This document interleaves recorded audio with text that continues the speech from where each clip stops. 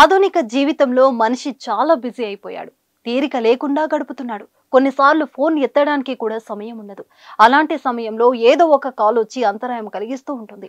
Phone చేసింది ఎవరో తెలుసుకోవాలంటే తిరిగి ఫోన్ చేయాల్సిన పరిస్థితి. అది తీరా ఏ కస్టమర్ కేరో క్రెడిట్ కార్డు కోసం చేసిన వారో అయి ఉంటే అప్పుడు వచ్చే కోపం, చిరాకు చెప్పక్కర్లేదు. వాటి బాధ నుంచి తప్పించుకోవడానికి చాలా మంది ట్రూ కాలర్స్ వంటి యాప్లను వాడుతున్నారు. మీ బిజినెస్ విస్తరించాలనుకుంటున్నారా? మార్చి 16, 17న హైటెక్స్ లో franchise India biggest ఫ్రో expo.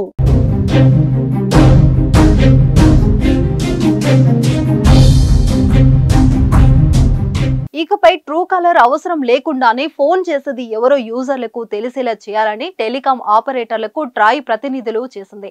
Department of telecommunication 2 ఏళ్ల క్రితం ప్రతిపాదన త్వరలోనే అమల్లోకి రానుంది. ఈ సర్వీసులు ఇండియాలో డిఫాల్ట్ గా అందుబాటులోకి రానున్నాయి. సిమ్ కార్డు తీసుకున్నప్పుడు నమోదు చేసుకున్న పేరు కాల్ చేసేటప్పుడు స్క్రీన్ పై డిస్ప్లే అవుతుంది. యూజర్ కు ఓకే అయితేనే ఈ ఫీచర్ పనిచేస్తుంది. ట్రాయ్ కొత్త రూల్ ప్రకారం ఫోన్ చేసిన వ్యక్తి వివరాలు స్క్రీన్ పై కనిపిస్తాయి.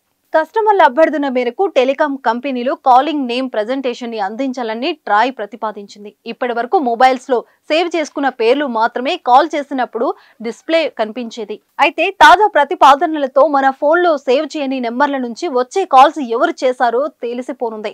అందుకు ఏర్పాట్లు జరుగుతున్నాయి. ఇక కాలింగ్ నేమ్ ప్రెజెంటేషన్ అమల్లోకి వస్తే వినియోగదారులకు ట్రూ కాలర్ యాప్ అవసరం ఉండదు.